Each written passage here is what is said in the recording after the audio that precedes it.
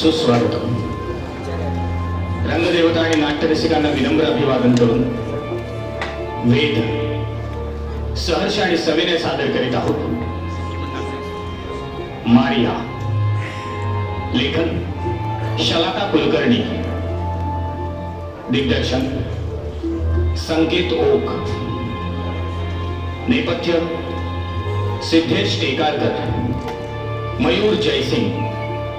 प्रकाश योजना विजय गोळे. पार्श्वसंगीत प्रशांत कवठेकर. वेशभूषा इशिता गोखले. रंगभूषा उल्लेश खंदारे. वेद सहर्ष आणि सविनय सादर करीत आहोत. शलाका कुलकर्णी लिखित, संकेतो दिग्दर्शित मारिया. मारिया.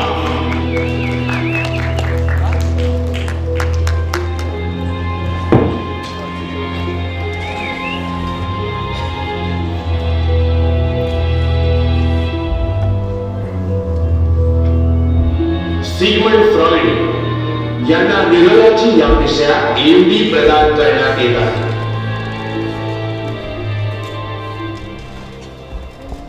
मी डॉक्टर सिगमंड फ्रॉइड शपथ घेतो की मी मनापासून आणि प्रामाणिकपणे रुग्णसेवा करेन.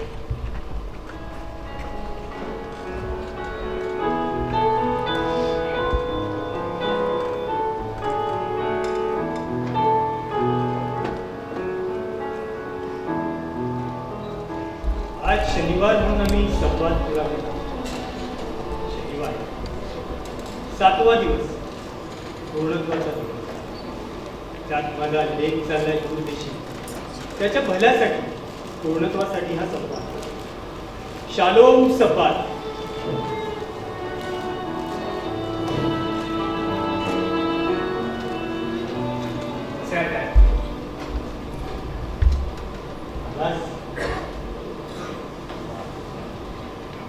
मला म्हटलं येतोच का नाही. मेहनत राहून बिलबरीला विसरला असता. या मोरविंग गावाला सुद्धा बऱ्याच दिवसांनी पाहायला मिळत होते. कसं ना डॅड, सध्या व्हिएन्ना जनरल हॉस्पिटलमध्ये खूप काम असतं आणि त्यात आता पॅरिसला कधी चाललंय? पुढच्या आठवड्यात. म्हणून तर तुम्हाला सगळ्यांना भेटायला आलो. आम्हाला आता मारखाला. हा म्हणजे माणसाला सुद्धा भेटणारच आहे, पण तुम्हाला सगळ्यांनाही भेटायचं. मग लग्न कधी करतोयस? डॅड, ते आज माणसाला विचारून ठरवेन ना. आज नाही भेटायचं तिला. का? आज घरी संवाद होता, तू मात्र नव्हतास. म्हणून डॅड, तुम्हाला माहिती आहे माझा या असल्या गोष्टींवर विश्वास नाही आणि माझ्याकडे तेवढा वेळही नाही. असं असणार. तुम्ही शिकली सवरलेली माणसं आम्हा आरामाचं थोडी ना ऐकणार. त्यात मी पडलो तुझा बाप. माझं ऐकलं तुझेच. असो, नाही असं नाही काय. अहो, असं खरंच नाही.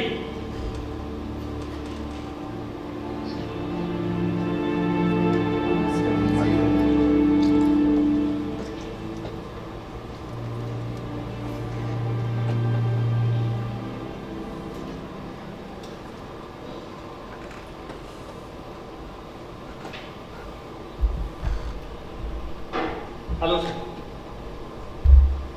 या डॉक्टर फ्रॉइड, सिगरेट ओढताय? I sorry sir. No no so पॅरिसची देणगी वाटते. नाही सर, ॲक्च्युली सिगरेट आणि तंबाखू सुरू करून 5 वर्ष झाली. पॅरिसमधून मी काहीतरी वेगळंच शिकवणार. या आय नो. सायकोअनालिसिस, हिप्नॉसिस. काय म्हणताय doctor Charcot? Sir, doctor Charcot sir आणि तुमची मूलभूत तत्व सारखीच आहे, फक्त डिव्हायसेस मध्ये फरक. या माझा कॅथार्सिसवर विश्वास. बोलून माणसाला मोकळं करता यायला हवं, माणूस बोलायला हवा. राईट. डॉक्टर चारकॉट सर माणसाला पुन्हा त्याच अनुभवातून जायला लावतात. माणसाला मोकळं करतात, ओपन करतात. त्याच्या मनात साचलेला पूर वाहून जायला देतात. मग माणसाचं मन मोकळं होतं आणि आजारी मनामुळे झालेले विकार हळूहळू नाहीसे होतात. माझंही तेच म्हणणं आहे. एक प्रकारे निचराच येतो. माणसाच्या मनात साचलेलं सगळं निघून जायला हवं. त्याला बोलतं केल्याने ते सगळं दूर होतं आणि त्याचे आजारही बरे होतात. पण मला एक कळत नाही की जो अनुभव तो टाळू बघतोय, पुन्हा एकदा त्याच वेदनादायी अनुभवातून त्याला का घेऊन जायचं? आणि सर कदाचित तो अनुभव तितका वेदनादायी असेल म्हणून आपण त्याचा आपल्या शरीरावर का परिणाम करून घ्यायचा, आपण त्याचा भाव का करायचा हे सांगण्यासाठी. Maybe you're right my boy. थोडक्यात काय, आपले मार्ग वेगळे, डिव्हाइसेस की उद्दिष्टही एकच. राईट सर, पण तरी सुद्धा काही जण विरोध करतातच. यापुढे नाही विरोध करणं. का सर? माझी आजच एक केस, एक पेपर छापून आलाय जर्नल मध्ये. वाचलास की नाही? नाही सर, कुठली केस आहे? माझी एक पेशंट होती, ॲना ओ. सतत आजारी असते. मग माझ्या लक्षात आलं की तिच्यावर तिच्या वडिलांचा फार प्रभाव होता. का ते तिला त्रास द्यायचे का नको त्या प्रकारे? No no no my dear boy, you are getting it all wrong. तिचा तिच्या वडिलांवर फार जीव होता. तिला अशी भीती वाटायची की ते गेल्यानंतर तिचं काय होईल. हो, फादर फिक्सेशन. काय? नाही सर, काही नाही, काही थिअरीज तयार होत आहेत. हे बघ, सध्या त्या तुझ्या थिअरीज तुझ्याकडे असते आणि मी काय सांगतोय ते नीट लक्षपूर्वक आहे. Yes, sir. तर माझी पेशंट ॲना हो, तिचा तिच्या वडिलांवर फार जीव होता. त्यांना जरा काही व्हायला लागायचं की हिची तब्येत बिघडायची, हिच्या छातीत धडधडायला लागायचं, हिच्या हातापायातली ताकद मिळून जायची. मग आली ती माझ्याकडे. मी हिप्नोसिसचा आधार घेतला, तिला बोलतं केलं आणि मग हळूहळू तिची लक्षणं नाहीशी व्हायला लागली. पण तेवढ्यात एवढं काय सर? एवढ्यात वडील गेले तिचे आणि ती पूर्णपणे कोलॅप्स झाली. ते प्रकरण फार अवघड गेलं मला. मुला पुन्हा पहिल्यापासून सुरुवात करा, पुन्हा तिला बोलतं करा, पुन्हा हिप्नोसिसचा आधार घ्या. हळूहळू ती बोलली, हळूहळू तिची लक्षणं नाहीशी व्हायला लागली आणि आता ती पूर्णपणे बरी झाली. त्याच केसवर पेपर लिहिला मी. त्या समाजाला नवीन दिशा दाखवणारे, नवीन इतिहास घडवणारे मी. मुला That's really great, sir. पण कळतंय मग तुझ्या मनात काही शंका आहे? बोल मोकळेपणाने. नाही सर, म्हणजे हे हिप्नॉसिस वगैरे सगळं मान्य आहे मला. म्हणजे मी सुद्धा त्याच दिशेने जाणार. पण सर, मला एक कळत नाही, मोहनिद्रेमध्ये असताना एखाद्या पेशंटला बोलतं कसं काय करायचं? म्हणजे त्या मोहनिद्रेमध्ये तो बोलू कसा काय शकतो? मला सर बाकी तुमचं सगळं मान्य आहे, पण तुमची टॉकिंग क्युअर कॅथार्सिसची कल्पनाच मला पटत नाही. पटेल, पेशंट वरती अप्लाय कर, मग हळूहळू नक्की पटेल. कदाचित पेशंटचं अनकॉन्शियस माइंड आणि बघ, तुझ्या आयडियाज थिअरी ज्या काही असतील ना त्या स्पष्ट कर बाळा. वेळ आल्यावर नक्कीच करेल. गुड.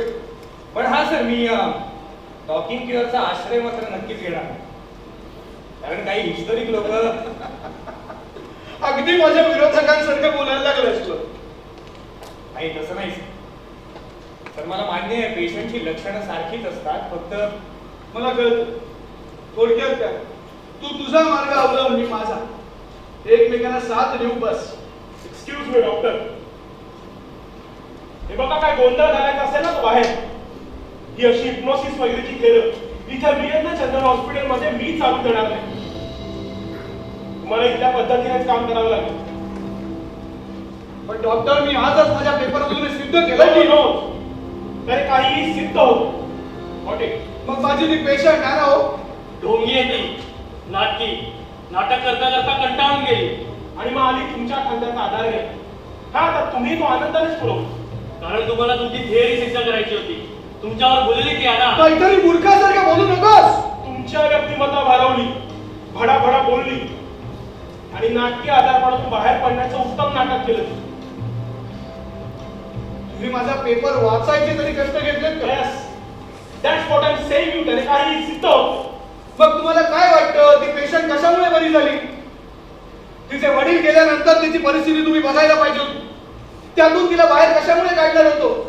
तिच्या बाहेर काढण्यासाठी तिला बोलता करण्याची गरज होती आणि ते बोलता करण्यासाठी हिप्नोसिसचाच आधार घ्यावा Oh, just लागला. shut up, Dr. Royal. Just shut up. हे बघा, हिप्नोसिस, हिप्नोटिझम सगळं हंबग आहे. Got it? I am sorry doctor शुभर्स, तर मी सिद्ध करून दाखवेन की हिप्नॉसिस हे हंबग नाही. कसं? सर, मी माझ्या एका पेशंटला तुमच्या सगळ्यांच्या समोर हिप्नोटाईज करते, त्याला सूचना देईल आणि त्याच्या आजाराची सगळी लक्षणं नाहीशी करून दाखवते. It's impossible. Wait wait. Interesting. ठीक आहे, दिली तुम्हाला एक सर. 15 दिवसांनी याच ठिकाणी एक पेशंट घेऊन ये. चला डॉक्टर.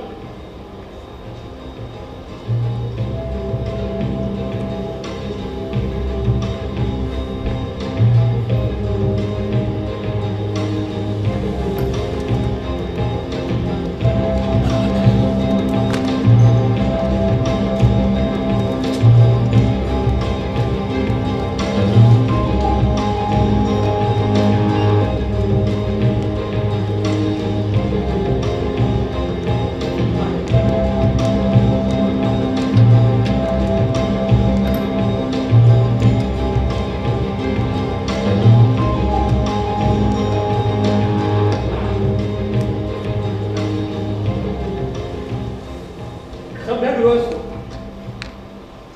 आपण माझ्या विनंतीला मान देऊन इथे उपस्थित राहिलात त्याबद्दल मी आपले मनापासून आभार मानतो. तू आणि तुझी केस प्रेझेंट कर. मला माहिती आहे तुम्ही सगळेजण माझी केस ऐकण्यासाठी उत्सुक आहात. हो, आम्हाला एक उत्सुकता आहे तुझी फजिती बघायची.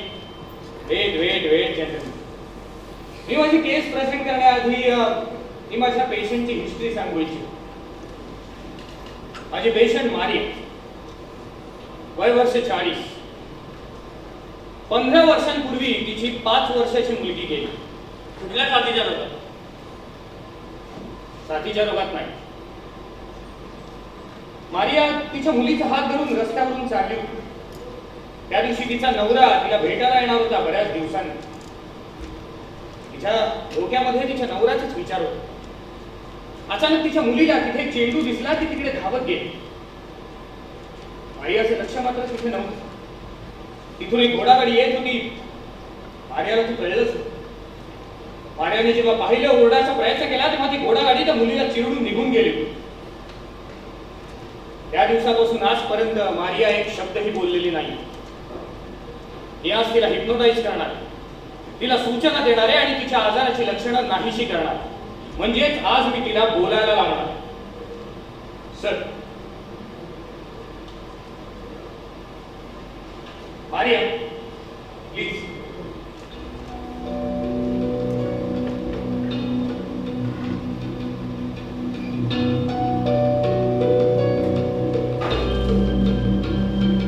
Maria please.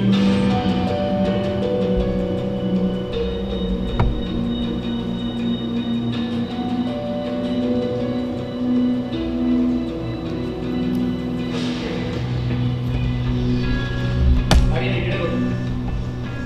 माझ्याकडे नाही, या घड्याळाकडे. मारिया, तुझं पूर्ण लक्ष त्या घड्याळाकडे असणार.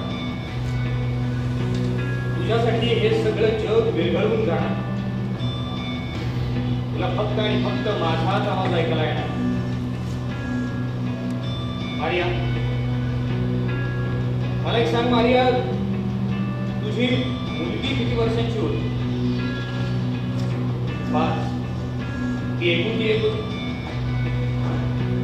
मारिया, त्या दिवशी तू आणि तुझी मुलगी रस्त्यावरून चालला होता, तुला आठवतोय तो रस्ता?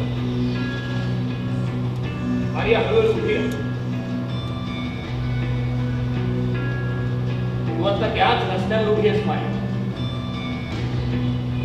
तुझ्या हातात तुझ्या मुलीचा हात. आज बऱ्याच दिवसांनी तुझा नवरा तुला भेटायला येणार. तुझ्या डोक्यात त्याचेच विचार आहेत. तू आणि तुझी मुलगी रस्त्यावरून चालताय. अचानक तुझ्या मुलीला तिथे एक चेंडू दिसतो. ती तुझा हात सोडून त्या चेंडूच्या मागे गेली खेळायला.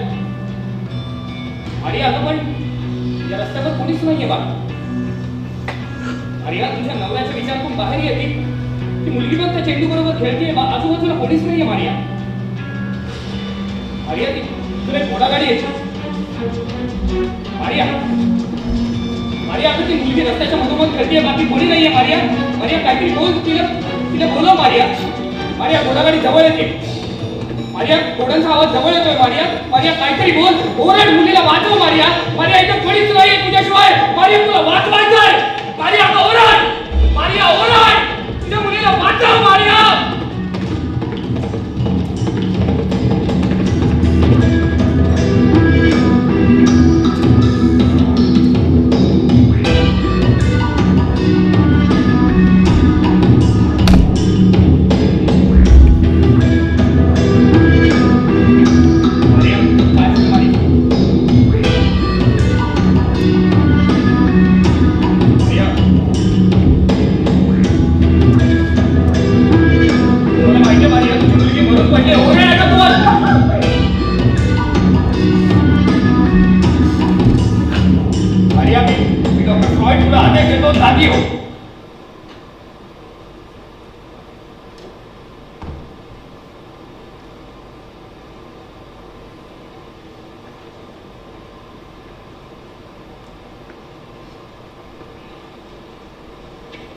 वाह डॉक्टर वाह, मस्त मस्त अटेंड केलंस. Enough enough doctor, enough. Doctor Freud, ही असली थेरं बंद करूनच तुम्ही व्हिएन्ना जनरल हॉस्पिटलमध्ये काम करू शकता. त्याच्या सरळ डिझाईन देऊन का वाटते ते करा बाहेर.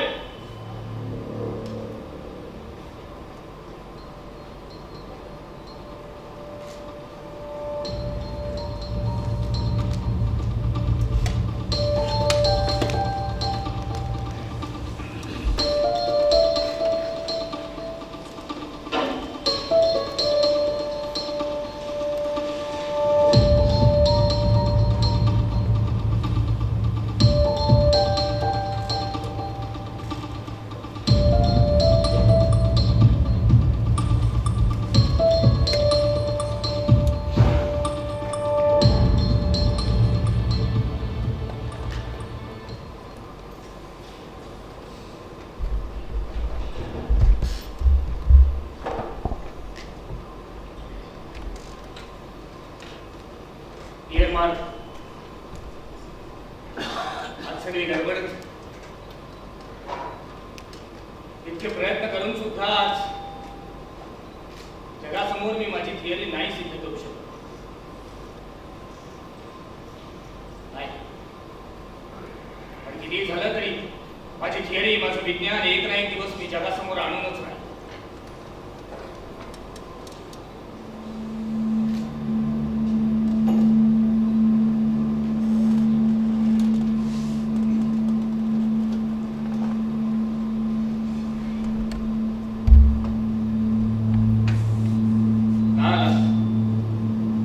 बोलावलंच म्हणून. आपल्यामध्ये कोण कोणाला बोलवतं आणि कोण कोणाचं ऐकतं सांगता येतं नाही. सध्या सगळ्याच कल्पना अस्पष्ट आहेत. दुसरं पण हळूहळू सगळं स्पष्ट होईल, मग कळेल आपल्याला आणि दाखवून देऊ मग जगाला. काय दाखवायचं? तू माझं अनकॉन्शियस माइंड की सबकॉन्शियस? कदाचित प्री कॉन्शियसही असेल, पण घाई कशाला नामकरणाची? हळूहळू तपासून घेऊ सगळं आणि मग ठरवू. सध्या काय तर मन दुखतंय. त्याच्यामुळे कोकेन घेतलंस? कोकेन आहे खरं ॲनर्जेसिक, ॲनेस्थेटिक, पण सध्या प्रमाण फार वाढलंय असं नाही वाटत? मी अभ्यास करतोय कोकेनचा. निदान मला तरी फसवू नकोस. उत्तेजक आहे म्हणून गेलो असेल, मला नाही माहिती. कोकेनने छान झोप लागते, मनाचा ठणका थांबतो, नवनवीन कल्पना सुचतात म्हणून मी कोकेन घेतो. मग निकोटीन किंवा मॉर्फिनमुळे थांबत नाही का मनाचा ठणका? मॉर्फिनचं ऍडिक्शन होतं म्हणून तर आपण चालू केलं ना कोकेन. मग कोकेनचं होत नाही ऍडिक्शन? मला नाही माहिती. असेल होत. मला छान वाटतंय बस. भारी. हो, भारी वाटतं. आज झाला का कोकेनचा विषय, आता विषय बदलूया. ठीक, नव्याने पुन्हा एकदा सगळं तपासून घेऊ. काय तपासायचं नव्याने? आपण इतके प्रयत्न करूनही 2 घाशी पडलोच. बरोबर आहे. खर तर ह्यापूर्वी सुद्धा आपण अशा अनेक केसेस हँडल केलेत. मनाच्या व्रणांनी शरीरावर क्षत झाले. Yes your right. हे तुला ती केस आठवली, तो police officer. Yes mister Clean. Correct, तीच केस. किती व्यवस्थित हँडल केलेली आपण ती केस. डॉक्टर शुभरने तर त्याला मूर्खात काढलं. Shut up mister clean. Just shut up. पण डॉक्टर, मिस्टर क्लीन, तुम्ही मूर्ख आहात.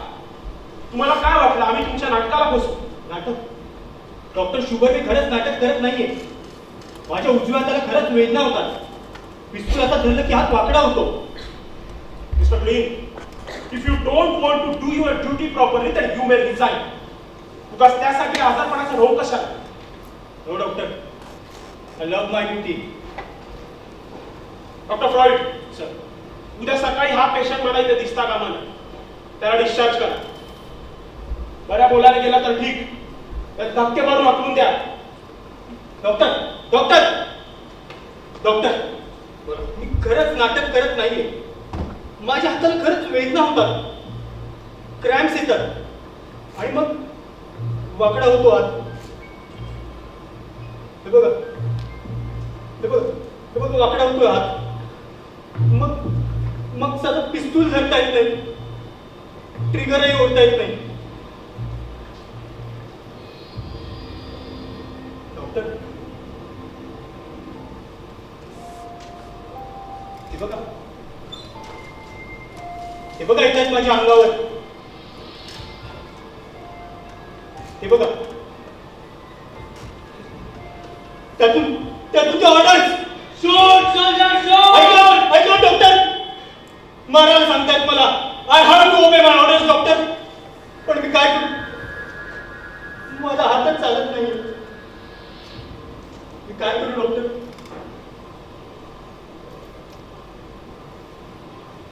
मला शूट करावंच लागेल तुम्हाला. तुम्हालाही जगायचंय, पण मी काय करू? How the hell? Mister clean, relax. हे बघा प्लीज, तुम्ही न्याय करा बसा प्लीज. बघा मिस्टर क्लीन, आधी शांत व्हा. कसा शांत होऊ डॉक्टर? आहेत का ते माझ्या आजूबाजूला सगळे? बघा तुम्ही नका काळजी करू, मी नाहीसं करेन त्याला. नक्की? Yes, I promise.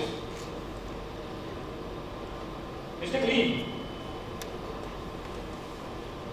ती आपल्या समोर टेबलावर एक मेणबत्ती ठेवली आहे, ती दिसते तुम्हाला?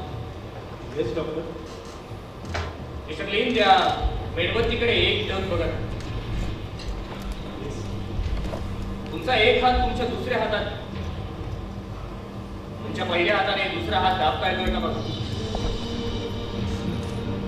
नाही नाही doctor. It's okay mister clean, relax.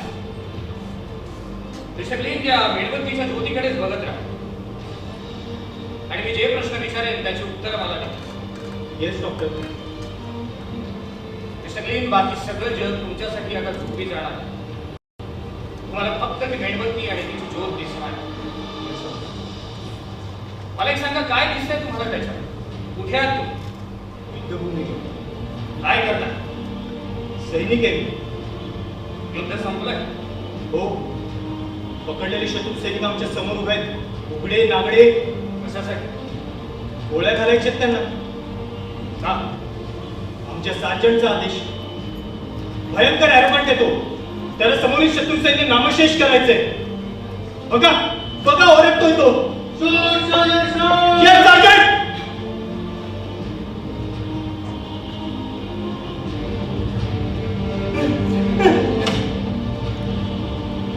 काय झालं मिस्टर?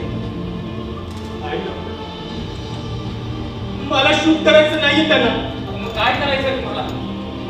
विचार तेही आदेशाचे पालन करत होते ना, मग का मारायचं त्यांना हकरात? बरोबर आहे, पण मग सांगा ना तुम्हाला करायचंय काय? I want to shoot that bastard. Yes, तुमचा sergeant. Yes sir. Mister Clean, वाट कसली बघताय? उभे राहा. उभे राहा mister Clean. Really doctor? Yes mister Clean, उभे राहा. पिस्तूल रोखा तुमच्या सार्जंटवर. Yes doctor. Mister Clean, shoot him. Shoot him mister Clean, shoot him.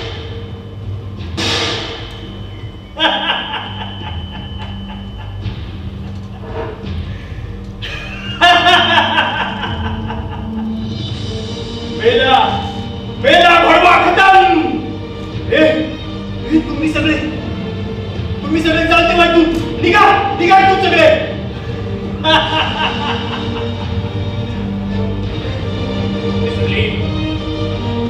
Mister ली, तुम्ही आता जागे होणार आहात. सगळ्यात mister Lee. Doctor son fine नाव Yes, you are absolutely fine now. Thank you doctor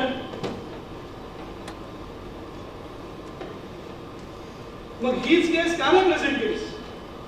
doctor Sugar आणि मिस्टर क्लीन यांचं एकमेकांशी अजिबात पटत नव्हतं. शुगरने मानलंच नव्हतं. हो, शिवाय मिस्टर क्लीन हा अतिशय प्रामाणिक पोलीस अधिकारी होता. त्याने हे असं नाटक वगैरे करायचं मान्य केलंच नसतं. मग शुगर काही का म्हणे. बरोबर आहे तुझं. आणि म्हणून मग तू त्या बाईला घेऊन आलास नाटक करायला. दुसरा काही पर्याय होता का आपल्याकडे? अरे पण एवढी बडबडी, मला तर वेगळीच भीती होती. मुक्याचं सोंग घेताना मध्येच बोलेल की काय अशी भीती वाटते नाही का? आता काय पण डॉक्टर सर, मी असं बोलायलाच पाहिजे का? म्हणजे मी आर्या, बसते ना, म्हणजे बोलायची आर्या, गरज नाही. आर्या. हं? बस इथे, बस इथे. बघ मारिया, मी जे काही सांगितलंय ते नीट कळलंय तुला? होय डॉक्टर साहेब, संबंध स्पष्ट आहे. तुम्ही मला सवाल विचारणार, मी त्याचा जबाब देणार. You're right. बोलायचं पण उत्तर द्यायचं, पण तेही न बोलता. खाना खुना करून तुम्ही विचारणार तसं. मी विचारणार, तुझी मुलगी एकुलती आहे का? मग मी हाव म्हणून मुंडी डोलावणार. हाव म्हणायचं नाही, नुसतीच मुंडी डोलवायची. हाव नाही म्हणणार काही तोंडानं, नुकती मुंडी डोलावणार. मग तुम्ही विचारलं किती वर्षांची, तेव्हा खून करणार 5 अशी, आणि मग धावत धावत जायचं त्या गोल्यात. धावत कसं जायचं, चालत जायचं तिकडे. विपरीतच सगळं तुमचं. ते इकडे काय ह्याच्या मागे? माझं लगीन नाही लागलं कधी, आणि तुम्ही माझ्या पत्रात खोटं नाटक लेकरू बांधताय, मुलकाची वचडण्यात मला बोलायला लावतात. विपरीत नाही तर काय? बरं ते सगळं जाऊ. हे बघ मारिया, हे सगळं तुला समजावून सांगितलंय. ते झाल्यानंतर सगळ्यात शेवटी किंचाळी मारायची, खचून ओढायचं. एवढंच ना, करू की? ओरडलीच नाही पण गप्प बसून राहिली मूक. पैशापरी पैसे गेले आणि पैशाचं काही वाटत नाही. पण आपली बदनामी झालीच ना. म्हणा आपणही खोटे वागलोच. आपण खोटे वागलो ते विज्ञान सिद्ध करण्यासाठी, सत्य जगासमोर आणण्यासाठी, आपल्या थिअरी जगासमोर मांडणार. काय खरं काय खोटं काही सांगता येत नाही. बरोबर आहे तुझं, काहीच सांगता येत नाही. मारियाने जी मूक मिठी मारली ना, ती मात्र खोटी नव्हती. तिला काहीतरी सांगायचं होतं. हो. काही क्षणापुरतं तिचं बाळ गेलं की काय असंच वाटलं होतं मला. नाही, ते तसं नव्हतं. ते काहीतरी वेगळं होतं. कोणाला? कुठेतरी गरजू पेशंट असेल, मदतीसाठी धाव पडत आले. मारिया, तू ये ना, ये प्लीज प्लीज. काय झालं मारिया, बरं नाही वाटत? प्लीज प्लीज बस.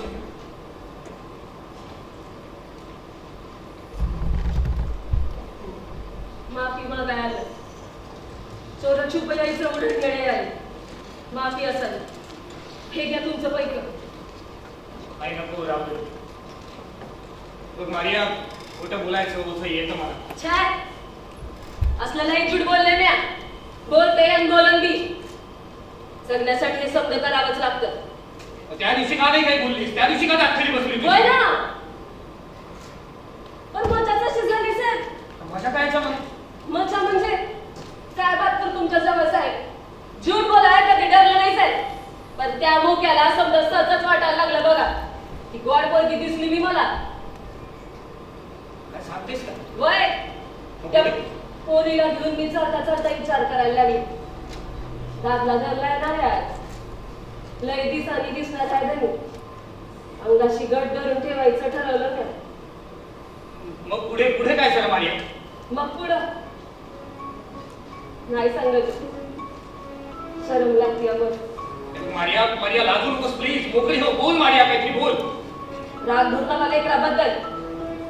छळवादी बसली काढली अडचणीची मेली दाबला घरला येणार तिचा लाट पुरवणार थोडं पुरवणार आमच्या मध्ये येण्यासाठी एकूण त्या दिवशी वाटते तीच घोड्याच्या पायात म्हणून तू तिचा हात सोडला वय मग आता लई खराब लागला डॉक्टर जीव धरून आला पापी कैदा शिंब्या लई रडले रात्याच्या गळ्यात गळ घालून आणि तो मी होतो वय कळलं ते कानावर आले ते बघ पण असं कसं मी अशी बिन लग्नाची ही मालकासाठी चिडू पडली कुठून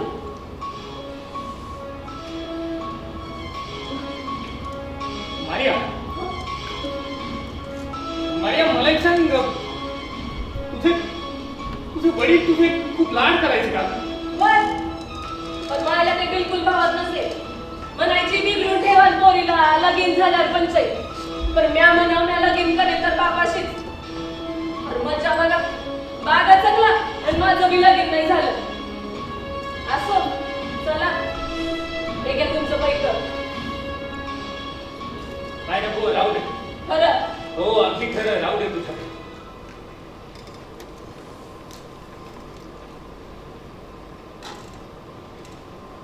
फादर फिक्सेशन पेनिसेंट कॅस्ट्रेशन कॉम्प्लेक्स सुद्धा असू शकतो नक्की काय ते कळत नाही वयात एकाना आईबद्दलचा राग स्त्रीत्वाबद्दलचा द्वेष बापाबद्दलचं आकर्षण या सगळ्याचा पुन्हा एकदा अभ्यास करायला हवा थिअरीज मांडायला हव्या आणि आपलं नातं हेही तपासायला हवं बरोबर आहे दोस्त आपलं नातं तपासून घ्यायला मी तुझं अनकॉन्शियस माइंड की प्रीकॉन्शियस कदाचित तू ईड असशील आणि मी सुपर इगो कदाचित कोकेनमुळे होणारे फासही असतात असेल पण येणारा काळ आणि आपला अभ्यास हेच काय ते ठरवेल बरोबर आहे. हे सगळं जरी खरं असलं तरी या सगळ्यावरून एक गोष्ट मात्र नक्की आहे माझ्याही लक्षात आले आपली हिप्नोसिसची थिअरी खरी होती मारिया हिप्नोटाईज झाली तिच्या मनावरचे वळ तिच्या शरीरावर जखमा करून गेले बालपणात दमन झालेली दबलेली लैंगिकता उफाळून वरती आहे हो पण तात्पुरतीच पण त्यामुळे भविष्यात होणारे दुष्परिणाम मात्र नाहीसे होत आणि तेही आपल्या थिअरीमुळे यस जय हिप्नोसिस सायको अनालिसिसचा विजय असो मार्थाला कळवलं पाहिजे मग मी डिअर मार्था जगासाठी आज जरी माझा पराभव झालेला असला तरी सुद्धा हा खरं तर माझा आज झालेला विजयच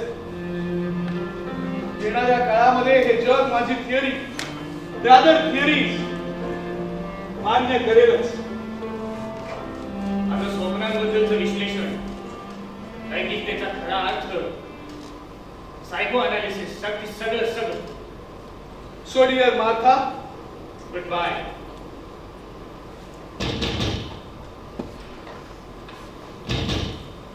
आता कोण असं नवीन पहाट उगवती कुणीतरी नवीन पेशंट आला असेल येस आपल्या कन्सल्टिंगकडे आले मीरा बायर welcome please welcome Meera Bai welcome travelling my new patient Ida Bayer no she is Dora for me